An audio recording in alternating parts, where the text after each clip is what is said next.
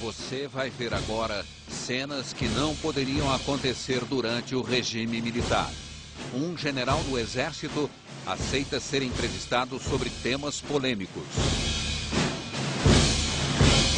Está feito o desafio de novo. É duro de ouvir, é? É duro de ouvir? Uma dúvida que fica, como é que uma prática... Você tem a dúvida, vamos ver se eu tenho. Você me forçou a te dizer isso. Aqui, hoje todo mundo diz que foi torturado para receber a Bolsa Ditadura. É essa a resposta que você quer? O senhor chamou o ex-presidente Fernando Henrique Cardoso de fugitivo, entre outros Ele exilados. não, todos eles, inclusive ele. Nós não somos bandidos, nós somos soldados de luta. Ninguém foi preso impunemente, não. Vocês não dão repercussão nisso, hein? Essa é a nossa mágoa. O soldado é um cidadão de uniforme para o exercício cívico da violência. No mundo inteiro, historicamente. Quer guardar a frase?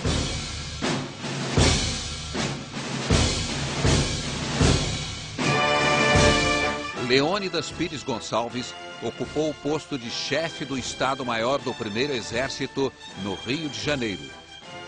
Nesta função, cabia a ele dirigir o DOI-CODE, o temido Destacamento de Operações de Informações do Centro de Operações de Defesa Interna. Passou 2 anos e 10 meses na função a partir de março de 1974. Quando o regime militar acabou, ele virou ministro do Exército. Ao gravar esta entrevista sobre os 25 anos do fim do regime militar, o general Leônidas fez uma ressalva. O jornalista Gênito Moraes Neto, né? É com prazer que eu faço essa entrevista. Quero fazer apenas um aspecto que eu gostaria que ficasse esclarecido. Eu não sou historiador, mas tenho uma tendência de ser memorialista. Portanto, eu só vou dizer coisas que eu participei diretamente ou muito próximo. Porque eu acho que um dos grandes erros de história, seja de qualquer país, não apenas do Brasil, são as versões serem mais verdadeiras do que a verdade. Em seguida, pediu que suas ideias não fossem suprimidas na edição. Por que também a gente não fala? Porque você sabe muito bem, eu estou dizendo isso para você todo com confiança, porque se você fizer um corte aí, você me deixa mal, qualquer corte errado que você faça. As palavras do general são um documento. O que um militar de alta patente tem a dizer sobre uma fase conturbada da história recente do Brasil. Aos 88 anos de idade, o general diz que não teme controvérsias. O senhor já chamou a cassação de mandatos e a suspensão de direitos políticos de medidas altamente civilizadas. Baseado em quê? O senhor chama de civilizadas medidas que são, obviamente, uma violência política. É porque elas são históricas, né? A cassação é uma denominação nossa do ostracismo na Grécia e do banimento em Roma. São essas duas coisas. Então, ela é civilizada porque ela tem 2000 anos de atuação mesmo. E nós ainda fizemos com uma maneira mais doce do que faziam os romanos e os gregos. Porque nós não afastamos as pessoas do lugar onde moravam, eles afastavam. Mas os exilados foram obrigados a sair do Brasil. Não se esqueça que nós não tivemos exilados no Brasil, nós tivemos fugitivos, né? Pode ser dura a minha palavra, mas eu não acho que nós tivemos exilados no Brasil. Não houve um decreto de exilar ninguém. Depois que fizeram algumas coisas, quiseram ir embora, então nós continuamos banidos. Eles quiseram ir embora para aqui, para lá, para colar. Viu? Pegaram um avião e saíram por aí, né? O senhor chamou de fugitivos os exilados, alguns célebres, como Miguel Arraes, Leonel Brizola, Luiz Carlos Prestes. O senhor não acha que é uma injustiça? Não, não acho que seja injustiça, não. Eu acho o seguinte, porque a palavra exilado também não serve para eles. Porque está escrito exilado é alguém que recebe um documento do governo exigindo o afastamento dele. Esse documento nunca houve. Como é que você quer taxar eles, então? Dá uma sugestão. A minha sugestão é que é fugitivo. Mas historicamente eram exilados. Não, que história, que negócio historicamente? O governador Miguel Arraes, por exemplo, foi Vem cá. deposto, foi confinado na ilha de Sim, Fernando mas Noronha. foi embora porque quis. Mas foi embora porque quis. Ele podia ter voltado a Pernambuco e ficar na casa dele. Deposto? Mas qual é o problema? Todo. Oh, não, não é todo, não. Ele então enfrentasse como deposto legalmente as coisas. Fazia a sua proselitismo a respeito, mas não sair correndo para o mundo. Assim foi os outros, saíram todos correndo para o mundo. Ninguém quis ficar aqui. E mais, alguns foram se preparar militarmente para fazer a confrontação em Cuba, em Albânia, na Rússia, etc. O caso do específico que você cita aí, do Miguel Arraes, ele não foi fazer isso, não. Ele foi lá para o Rio e foi onde ele se deu muito bem fazendo os seus negócios. Ele foi um homem de sucesso em negócios, você sabe disso, né? Então, eu não acho, não. Você insiste nisso porque você esquece que, para ser exilado, precisa ter um documento que provoque o exílio dele. Mas, na prática, não havia condições de exercício da política naquela época. Mas fica, então, aguardando no país. Ele não precisa ir embora fugitivo. É por isso. Por que ele fugiu do Brasil? Para mim, ele fugiu do Brasil. Com medo de outras sanções. Miguel Arraes era governador de Pernambuco quando foi deposto por militares que cercaram o Palácio do Governo no dia 1º de abril de 1964. Preso, partiu para o exílio em 1965. Voltou ao Brasil na anistia em 1979. O senhor considera que o ex-governador era um fugitivo ou um perseguido pelo regime militar? Eu acho que primeiro que ele merecia as punições que recebeu, pelas atitudes que ele tomou. Não num regime democrático. Não, mas a gente também se antecipa aos que querem fazer. O que é que ele queria fazer do Brasil? Essa que é... Nós, depois, olha aqui, depois nós temos um grande orgulho do nosso faro, porque depois, olha, o que aconteceu na Rússia, o que aconteceu em todos os países de origem comunista, aquela mortandade... Vocês nos acusam da esquerda, viu? Eu não sou representante os da esquerda. Tem um livezinho, não tem, cadê? Tem um livezinho, né? É jeito dele. Você se esquece. Quantos milhões matou o Stalin? Quantos milhões matou o Khmer Vermelho? Quantos mil matou o Fidel Castro aí nessa ilha dele? 17 mil. Olha aqui, e outra coisa, que geralmente o exilado é um homem que sofre restrições, não sei o quê. Os homens que foram para o Chile, bem, eu queria tirar o curso que eles tiraram lá, viu? São Fernando Henrique era professor universitário, com a vida muito bem organizada, viu? Vivia com maior naturalidade, sem nenhuma restrição financeira, por exemplo, o ex-presidente Fernando Henrique, só para dar um exemplo. Então, eu digo assim, exilado é uma coisa, quem vai voluntariamente, que eu gosto de chamar de fugitivo, é outro. Não faça convite. Essa tua convicção de exilado precisa acabar com isso, porque para nós... Mas não é convicção minha, é um fato histórico. Pois é, não é um fato histórico, não, senhor. O fato histórico é que tivesse uma lei fazendo o exílio. Esse fato histórico foi forçado pela mídia para bater no mesmo tambor. Bam, bam, bam, bam, bam, bam, bam, bam. Não, mas se não eram exilados, por que o gogoverno militar promulgou uma lei da anistia permitindo que eles voltassem? Se não existiam exilados, para que uma lei da anistia? Acontece o seguinte, porque eles estavam assustados e nós dissemos para eles, pode ver que não tem perigo nenhum. Ainda tem isso, né? Mais do que fugitivos, eram assustados ainda, né? Eu sempre pergunto uma coisa, alguma coisa tinham feito para ir embora?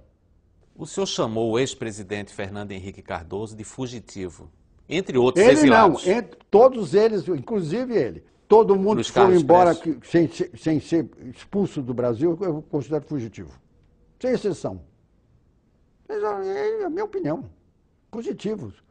O presidente Fernando Cardoso, todos para mim são fugitivos. Porque se eles tinham uma ideia e essa ideia está sendo confortada e fizeram alguma coisa que merecesse, enfrentasse a justiça, seriam respeitados. Mas no regime de exceção, a justiça não é confiável. Porque o que acontece é o seguinte, esse problema de tortura é muitíssimo aumentada. O senhor foi chefe do temido DOI-CODE do Primeiro Exército durante 2 anos e 10 meses. O senhor sabia da existência de tortura a presos políticos? Na minha área, nunca houve tortura a preso político. Nunca houve tortura e desafio alguém que venha dizer que foi torturado durante esse período. Está feito o desafio de novo. Foi de 74 a 77. Então, essa história de tortura, você vai me perguntar se existiu. Bom, aí eu costumo dizer, a miserável condição humana leva a isso. Com medo da falar da tortura, eles eram grandes delatores, não? Muito, grandes delatores. Que um do Comitê Central delatou toda a turma, para mim, para o meu esquema de segurança no Rio de Janeiro. O senhor está dizendo, é uma acusação grave, que pagou a um integrante do Comitê Central do Partido Comunista para delatar seus companheiros. Quem pagou, o senhor? Não, a organização. O senhor tem ideia de quanto foi? Nunca me contactei com nenhum subversivo. Pessoalmente, nunca. Isso não era minha missão. Minha missão é dirigir o órgão que faz isso.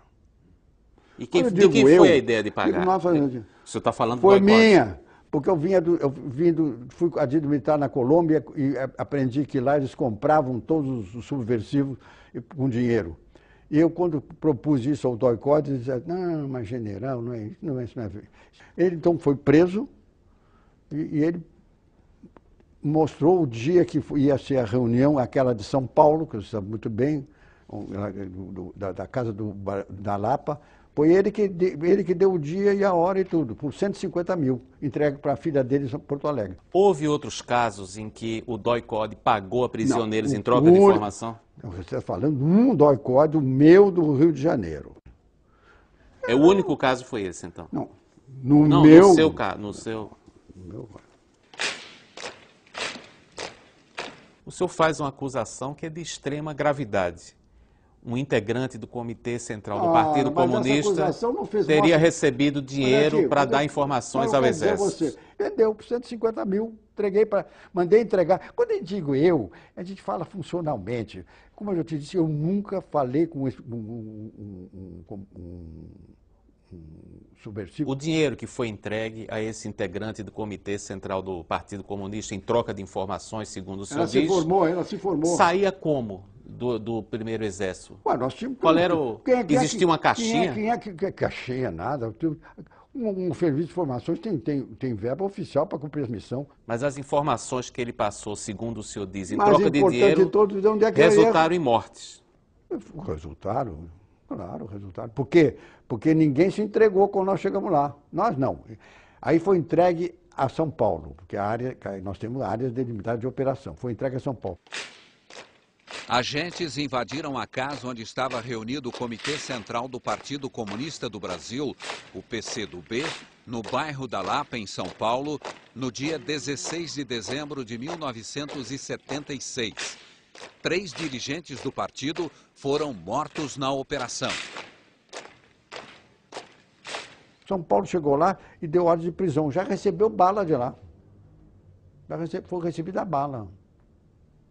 E morte, quem começa a guerra não pode lamentar a morte. É duro de ouvir, é duro de ouvir? Quem começa a guerra não pode lamentar a morte. Nós não começamos guerra nenhuma. Até o momento da bomba de Guararapes não tinha corrido sangue no Brasil. A bomba de Guararapes foi o primeiro sangue no Brasil. Realmente é confirmado que a bomba foi feita pelo pessoal da AP. Uma bomba explodiu no saguão do aeroporto dos Guararapes, no Recife, no dia 25 de julho de 1966. Um almirante e um jornalista morreram na hora. O atentado foi cometido por 2 militantes da AP, a Ação Popular. E você tem noção de que quantas pessoas mataria a bomba se o aeroporto tivesse cheio? Nós calculamos mais de 50. Inclusive é um terrorismo, viu, não pontual. que é um mais criticável ainda. Porque matava gente que não estava lá, até por curiosidade estava lá. O que é que o senhor ouvia sobre tortura? Chegava ao conhecimento do senhor? O senhor ouvia Na minha área não. Na minha área não. Numa madrugada, lá nos confins, dois antagonistas se encontram, você pode esperar tudo. Pode esperar tudo. Você não se esqueça que essa gente que fala muito em tortura, como se nunca tivesse torturado ninguém. Você acha que pegar um embaixador, um homem acostumado a ser reverenciado, botar dentro de um carro acaronhada, matar o seu segurança e depois ficar num quartinho de 2x2 ameaçado, não é tortura? Tortura psicológica e forte. Vamos acabar com essa história de tortura só de um lado, viu? A seguir. Olha, tome lá da cá, hein? Dos dois, guerra é uma... Sabe o que eu costumo dizer de guerra? Todo mundo tem uma palavra sobre guerra, mais ou menos no mesmo tempo. Guerra não tem nada de bonito a não ser a vitória. O dossiê Globo News volta já.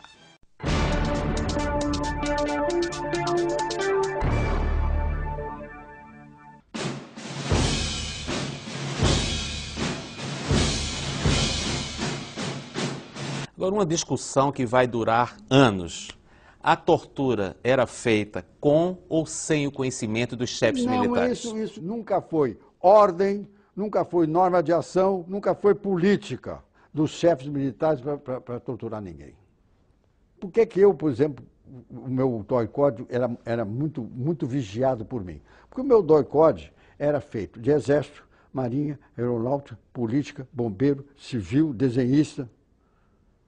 Eu sei a formação do oficial da AMAN, mas não sei dos outros lugares, não. Então a gente tinha que policiar. Porque aí eu repito sempre, a miserável condição humana, condição humana leva a fazer as coisas mais criticáveis. Porque tem gente que gosta de torturar. Tem gente que gosta de torturar. Havia militares que gostavam de torturar. E civis também. E subversivos também. Agora, uma dúvida que fica, como é que uma prática... Você tem a dúvida, vamos ver se eu tenho. Como é que uma prática tão grave como a tortura ocorria em quartéis sem o conhecimento dos superiores? Não, esse problema de ouvir em quartéis, você tem que dizer o seguinte... Há relatos de prisioneiros. Quartéis, eu digo, porque na minha área não havia tortura em quartel nenhum. Eu não. Mas houve todo tortura, mundo fala por exemplo? na OBAN, fala não sei o quê. Muito bem. A OBAN era a sigla da Operação Bandeirante, uma organização criada pelo Exército em São Paulo em 1969 para centralizar operações contra adversários do regime militar. Eu digo o seguinte... Há dezenas de relatos. Até coisas pontuais, né? Coisas pontuais. Paulo, no Herzog, eu não tenho a menor dúvida que o Herzog é um suicida. Eu não tenho a menor dúvida. E não há a menor dúvida de que ele foi torturado também. Há relatos. O Herzog para quê? O Herzog não tinha significado nenhum. Vladimir Herzog foi torturado nas dependências do Exército em São Paulo. Isso é inegável. Para mim, eu não posso te afirmar sim ou não, porque eu não vivi lá, não conheço, eu nunca fui da UBAN, não sei nada da UBAN. Nada da UBAN. Agora, essas coisas acontecem em Tramuros, você sabe disso, né? O jornalista Vladimir Herzog apresentou-se para depor no dia 25 de outubro de 1975 no 2º Exército em São Paulo, porque era suspeito de ligações com o Partido Comunista, que na época era ilegal. Cerca de 8 horas depois, estava morto. Eu não tenho dúvida que o fato ficasse no ar. Mas houve um inquérito feito por um general da maior gabarito, um homem de uma moral impecável, feito de propósito, que fez os estudos tintim por tintim, e o resultado do inquérito foi: ele é suicida. Agora, por que eu acho também que ele é suicida? Vou te explicar. Você não sabe o que é um subversivo preparado. Um subversivo preparado é um soldado guerrilheiro, viu? É um soldado guerrilheiro, que a gente respeitava. Vamos enfrentar gente dura. Aquele rapaz, aquele senhor, ele era moço, né? Ele não tinha preparo nenhum. Ele era professor, né? Ele era jornalista, não tinha preparo nenhum. Quando prenderam ele, eu tenho certeza que ele estava assustado. Porque eu vi muitos assustados quando viram que aquilo que diziam não era verdade e que eu mandava embora. Ele assustado, pensando que ia ser supliciado, não sei o quê. Porque a minha pergunta é assim, matar o Herzog para quê? Matar o Herzog e os enforcados para quê? O Herzog não tinha significação maior, ele estava ali para dar informações. Ele fez porque ele realmente, na minha concepção, ele se apavorou da circunstância em que ele estava. E o homem, quando fica nesse tipo de pressão, ele faz qualquer coisa. Mas há relatos de outros prisioneiros que ouviram, inclusive, gritos do Vladimir Herzog na prisão. Ou seja, houve violência física contra ele. Pode até que tenha havido, mas não houve morte para ele. Porque ele, medicamente, sem dúvida, ele morreu enforcado. E foi ele que se enforcou. Em 1978, a Justiça Federal responsabilizou a União pela prisão, tortura e morte de Vladimir Herzog. Você sabe que eu sempre conto esse episódio que aconteceu no meu DOI-CODE. É um corredorzinho, 4x4, e na cabeceira lá ficava um oficial sentado numa cadeira, noite e dia. De repente, esse oficial que estava lá ouviu um som estranho. E foi, olhou todos os quatro, não tinha nada demais. Isso é verdadeiro o que eu estou dizendo. De repente ele viu um som maior. Aí ele, passou de novo, viu uma mulher numa posição estranha na cama. Ele entrou, ela estava se estrangulando com um tecido que ela tinha tirado do lençol e fez uma trança. Ela estava se estrangulando. Nós não deixamos ela morrer. Já pensou se ela morreu o problema que eu ia ter? Essa senhora, por exemplo, é uma senhora moça, uma mulher de uns 40 anos. Ela estava se estrangulando. Foi salvo para o nosso sistema, porque nós tínhamos o exemplo do menino lá, o Herzog. 3 meses depois da morte de Vladimir Herzog, o operário Manuel Fiel Filho apareceu morto nas dependências do 2º Exército. O presidente Ernesto Geisel demitiu o comandante do 2º Exército, general Edinardo Dávila.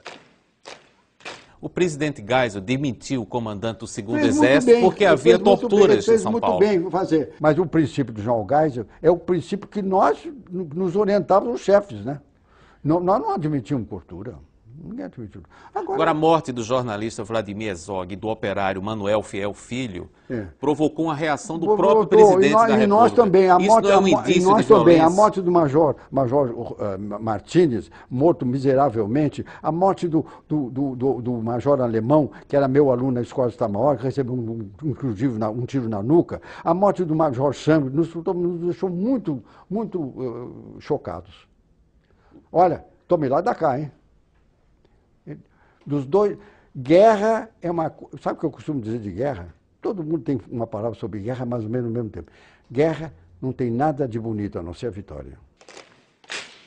Os militares a que o general se refere são: o major alemão Ernst von Westerhagen foi morto por engano no bairro do Jardim Botânico, no Rio, em julho de 1969, por guerrilheiros que pensavam que ele era o general boliviano que tinha comandado a caça a Che Guevara na Bolívia. O capitão do exército americano, Charles Chandler, foi morto em São Paulo em 12 de outubro de 1968 por guerrilheiros que suspeitavam que ele era agente da CIA.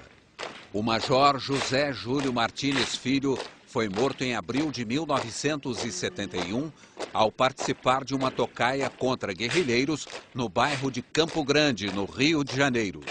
O Major Martínez, filho de um coronel, meu amigo, você pensa que nós esquecemos isso? Não, nós não esquecemos isso também, não. Agora, só que a mídia não fala nessas coisas, só fala nesses outros casos. O problema é o seguinte, guerra não tem nada de bonito. Aquilo era guerra, começada por eles. Os militares, como o senhor, reclamam de que os chamados esquerdistas não esquecem da tortura, por exemplo. Mas o senhor acaba de dizer também que não se esquece das mortes ocorridas entre militares. Você me forçou a te dizer isso, porque você também estava nessa posição de não esquecer. Não, estou fazendo uma pergunta. Não, mas eu estou te respondendo. Eu não sou militante. Pelo fato de você não ter esquecido e não saber das outras coisas, eu estou te alertando que no outro lado também havia isso. Não, eu sei que houve mortes dos dois lados. Você sabe? Por que você não me perguntou sobre essas mortes? Agora você vê a nossa situação, trazer um oficial da Alemanha para fazer um curso aqui e o cara ser morto miseravelmente na rua. A gente gosta de lembrar isso quando vocês falam, né? Vocês falam, não, é aqui. Aí porque eu entro na mesma chave geral. Guerra é guerra. Guerra não tem nada bonito, só a vitória. E nós tivemos. A vitória foi nossa. Porque esse país caiu na democracia que nós queríamos. Os atuais homens que estão no poder deviam nos ajoelhar, nos agradecer de joelho ter feito a Revolução de 64. Porque o sistema, se nós tivéssemos um sistema de regime de governo comunista, concepção comunista é uma coisa, regime de governo comunista é outra.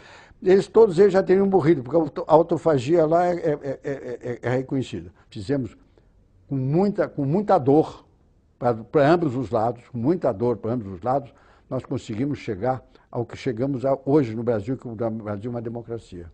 Um pouco autoritária, mas é. Daqui a pouco. Teu pai foi preso? Teu pai foi preso? O dossiê Globo News volta já.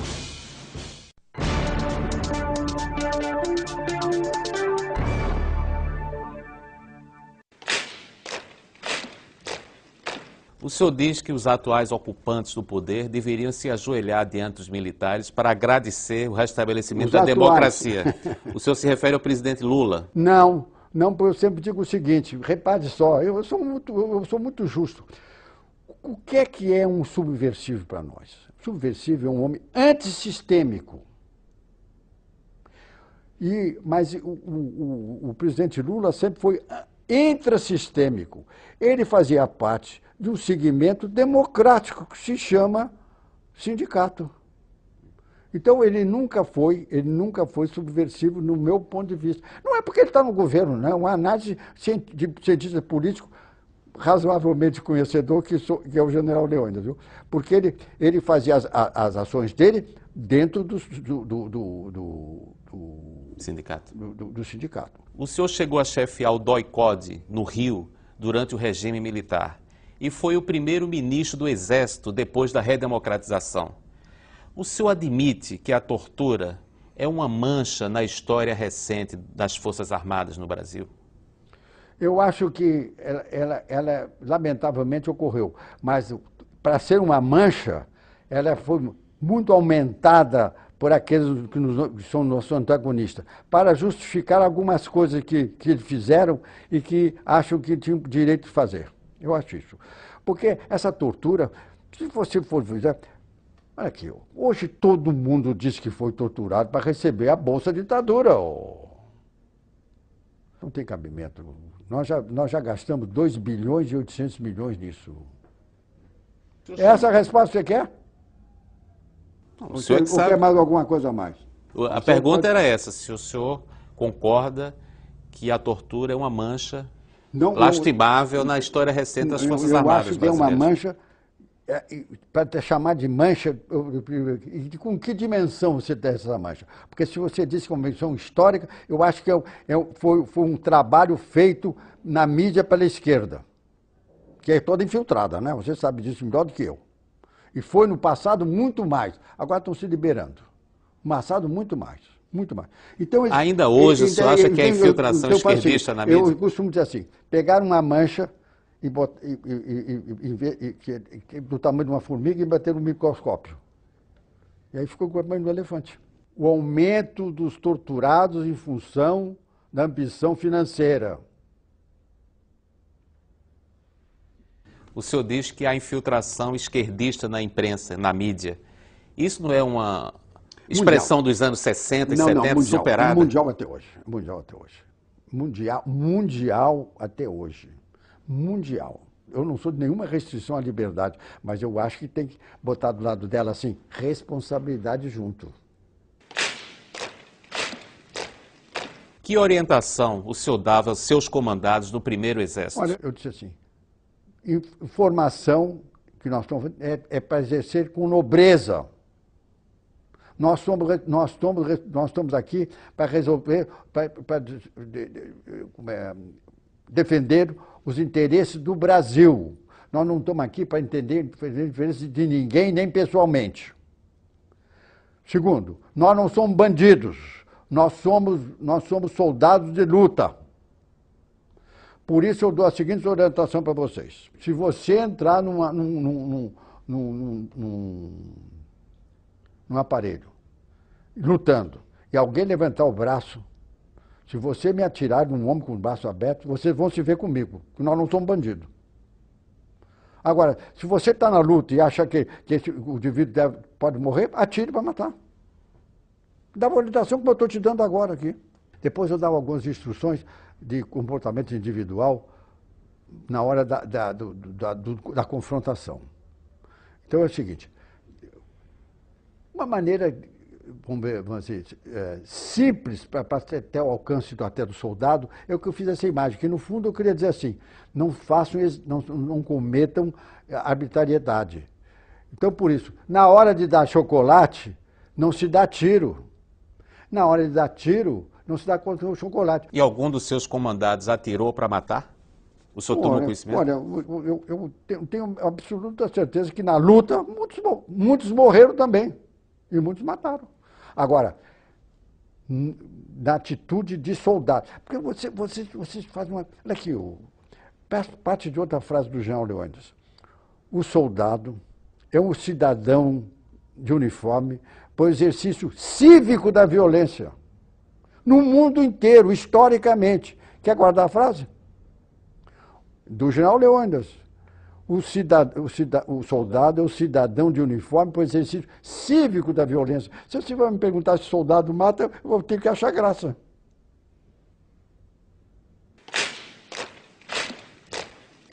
Nem faz tanto tempo, durante o regime militar, jornalistas fazerem perguntas a um general sobre tortura era uma situação inimaginável. O senhor acha que o Brasil corre algum risco de voltar ao tempo em que jornalistas não podiam abordar generais como o senhor? Eu não sei se isso é verdade, porque toda a vida me abordaram e eu respondi. Durante o regime militar, não? Completamente, qualquer oportunidade. A gente não tinha chance de se aproximar dos generais. Um oficial do Exército da Ativa não discute política com jornalistas. Essa orientação é institucional hoje. Então você vê, você faz essa pergunta, para te responder, você tem que fazer uma abordagem política. E por isso que ele não te responde. Está bem explicado? Mas não era só por esse motivo. Na época do governo militar, os generais, além de não responder às perguntas, eventualmente perseguiam os jornalistas. Houve casos notórios de prisão de jornalistas durante o regime militar. Eu sempre pergunto, teu pai foi preso? Teu pai foi preso? Alguma coisa ele fez, né? Eu sempre digo isso. Ninguém foi preso impunemente, não, viu? Alguma coisa grave fez, porque nós temos medidas da gravidade também. O nosso problema grande... O senhor acabou de dizer que o Vladimir Herzog não tinha tanta importância. Por que então ele foi preso? Qual foi a gravidade do crime de Vladimir Herzog? Estava sendo avaliado. Ninguém pode fazer, porque eu ouvi dizer... Prende para perguntar. Eu prendi muitas pessoas e eu ficava dentro da lei exatamente nas horas que podiam ser presos. E as perguntas típicas eram feitas. Não caracterizava, pode ir embora. O senhor acha razoável prender para perguntar? Eu acho muito razoável. Na época que estávamos vivendo. Nós estávamos vivendo na época que ações antissistêmicas eram vultosas. E todos os dias, onde se assassinava, onde se assaltava banco, onde se raptava embaixador. Está vendo como é que é? Está vendo como é o outro lado? Agora, vocês não dão repercussão nisso, hein? Essa é a nossa mágoa. Que nós fizemos a revolução... Vocês quem? Os jornalistas. Não dão repercussão. Que tipo de informação o senhor passou ao então ministro do Exército, do general Figueiredo, Walter Pires, sobre Tancredo Neves? Eu sou soldado e soldado leal. Falei com o Walter pessoalmente. Eu disse para ele que o meu candidato é o presidente, é o Dr. Tancredo Neves, porque por essas razões, que eu acho que ele é capaz de pacificar o Brasil, etc. É os mesmos argumentos que eu te disse aqui. E ele não teve nenhuma reação contrária, absolutamente.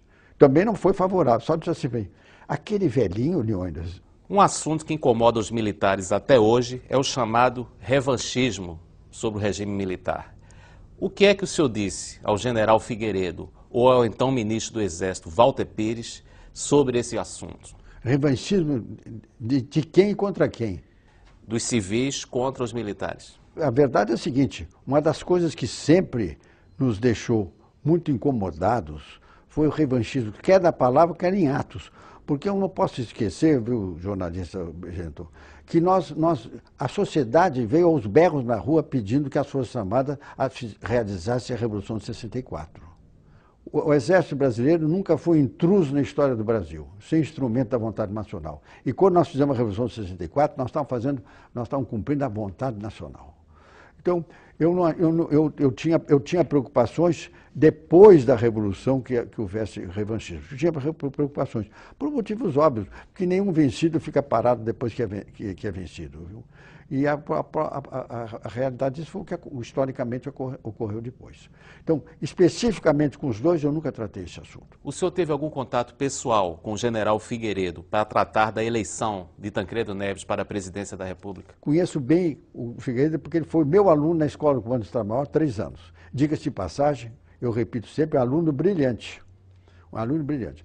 E eu sou da opinião de que a personalidade do João Figueiredo, no período que ele era presidente, já não era a mesma que eu conheci. Deve ter tido algum derrame cerebral, porque ele não era o Figueiredo que eu conheci. Era outro tipo de Figueiredo. Aliás, essa minha opinião é igual do João Geisel. A lucidez ele continua, mas aqueles rompantes deles não era muito normal. O senhor pode narrar com todos os detalhes o que aconteceu com o senhor na noite em que o presidente eleito Tancredo Neves foi internado no Hospital de Base de Brasília? Eu vou fazer a narrativa que eu acho que é verdadeira. Você diz, mas por que a sua é verdadeira? É porque eu estava em cena, né? Quem deu a notícia sobre a doença do presidente foi o general Ivan de Souza Mendes, que ocuparia o posto de chefe do Serviço Nacional de Informações. Toca o telefone e veio um amigo meu dizendo, general, o João Ivan está no telefone e quer falar com o senhor. Eu fui lá e fui atender o telefone. Ele disse assim, Leônidas, eu digo, o que é que aconteceu que eu já não estou gostando da tua voz? Exatamente isso, viu? Imagina você que o nosso presidente eleito está no hospital e está numa situação grave, não tem condições de assumir, e eu não estou gostando do que está acontecendo aqui. Palavras textuais dele, hein? Eu não estou gostando do que está acontecendo aqui. Eu digo, e onde é que está? No hospital central, de base. Aí eu fui, peguei o carro para o hospital.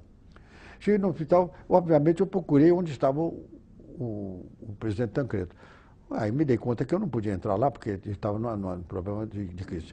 Aí, numa sala ao lado, eu entrei, aí vi toda aquela pleiade dos grandes líderes brasileiros lá. Começando por os 2 homens que estavam no Congresso, o Fragelli e o Dr. Ulisses, que eu sempre chamei de Dr. Ulisses, né? O Sarney, o Antônio Carlos Magalhães, Dornelles, Marco Maciel, enfim, toda essa gente conhecida, que eu não vou me estender, para não quero esquecer ninguém. Estávamos no centro da sala, reunidos, como se fosse jogador de rugby. Aí eu fui pedir licença, com licença, e cheguei até o fim, no centro do terremoto, viu? Aí fiquei ouvindo. Me dei conta que o assunto era o seguinte, quem é que ia assumir no outro dia? E fiquei escutando mais um pouco e cheguei à seguinte conclusão. Eles estavam num impasse. Agora, curiosamente, eu digo hoje, eu não senti ambição nem do doutor Ulisses, nem do Sarney.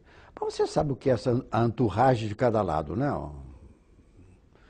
Eu ouvi mais um pouco, aí eu disse assim, vamos, esse problema pode virar um problema sério aqui. Aí eu disse, com licença, senhores.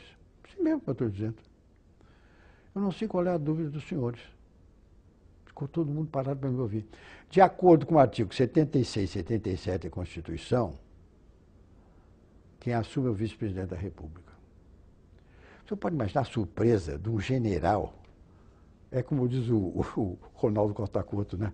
Dando aula para constitucionalista, político, sobre um tema do momento.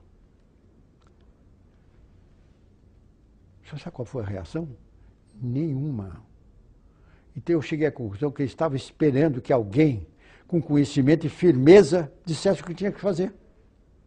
E a partir daí, de uma maneira ou outra, eu passei a comandar o espetáculo. Essa é a pura verdade. Frase que me atribui, por exemplo, eu não sou jurista, eu não sou, não, mas tinha conhecimento.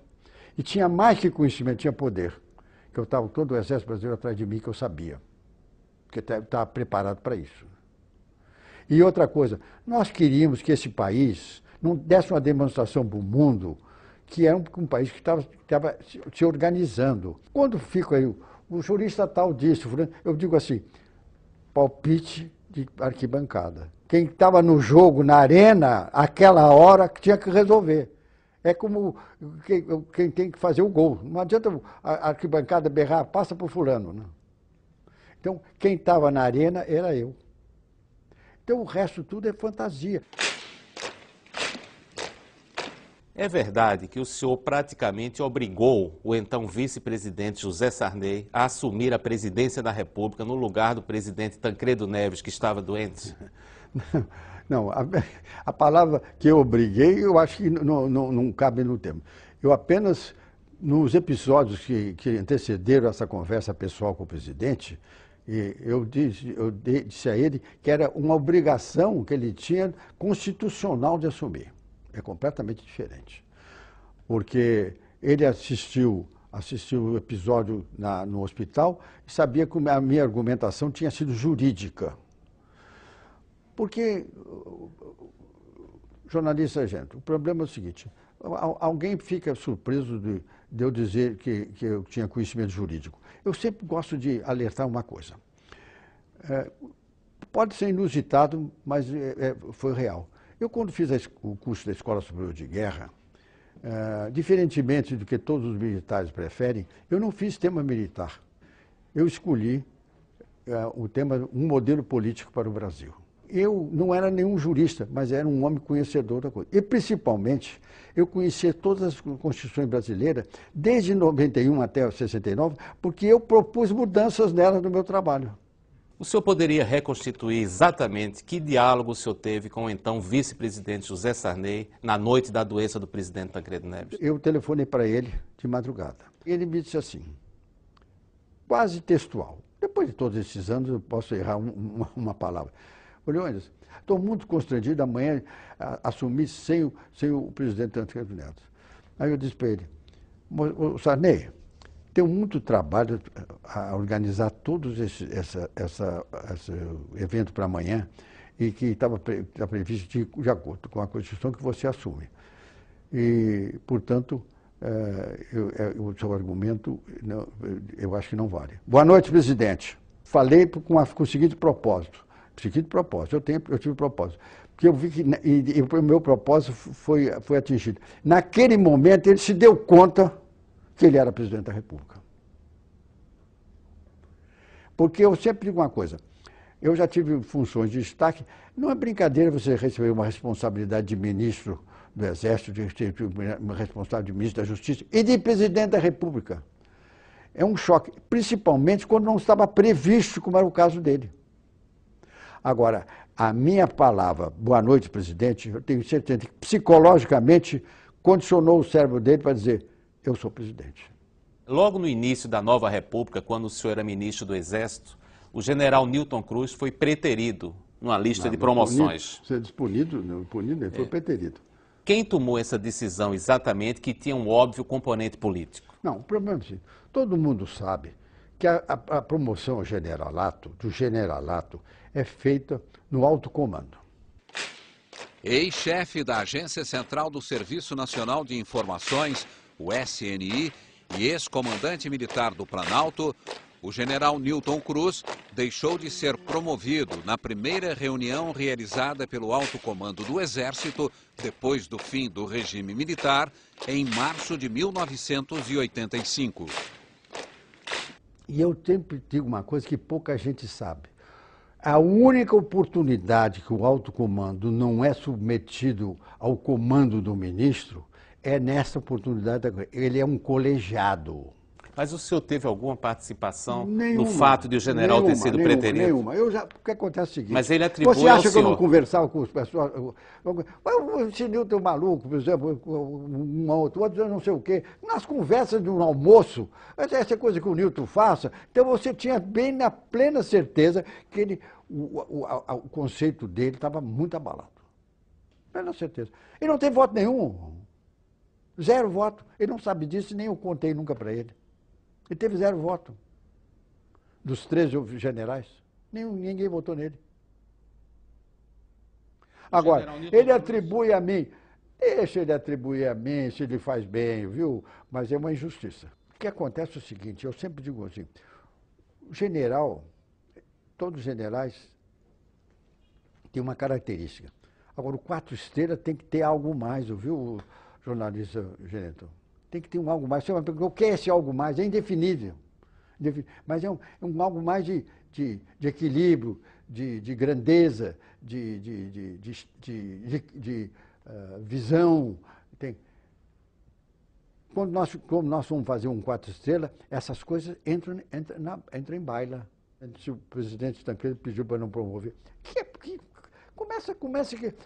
Eu não admitiria um pedido desse. Você vai dizer que você não me conhece, mas eu não admito um presidente, esse problema é meu. Depois, se o senhor quiser, não promove quando vier a lista. Mas eu mexer, a priori, não mexo, não. E você acha que o presidente Tancredo era homem para fazer isso? Não era também, não. Você sabe qual é o único troca de opiniões entre o presidente Tancredo na véspera da posse, antivéspera, e comigo, qual foi? Eu vou te relato. Pode tomar nota aí. Eu perguntei para ele assim, o presidente, alguma diretriz para o Exército? Fiz a elegância dele. Ministro, o Exército brasileiro está nas suas mãos. Pode botar que é palavras textuais. O Exército brasileiro está nas suas mãos. Então você é um homem que diz isso, vai pedir para não promover alguém? O regime militar acabou há 25 anos. Historicamente, o que é que vai ficar da imagem das Forças Armadas naquele período? Se a história chega, eu sempre digo que a história chega à verdade, ela vai chegar a essa conclusão. O regime militar salvou o Brasil de se tornar uma república sindicalista comunista, criminosa e assassina, para se desaguar, depois de muita luta, na democracia que temos agora. Eu digo isso com a maior convicção.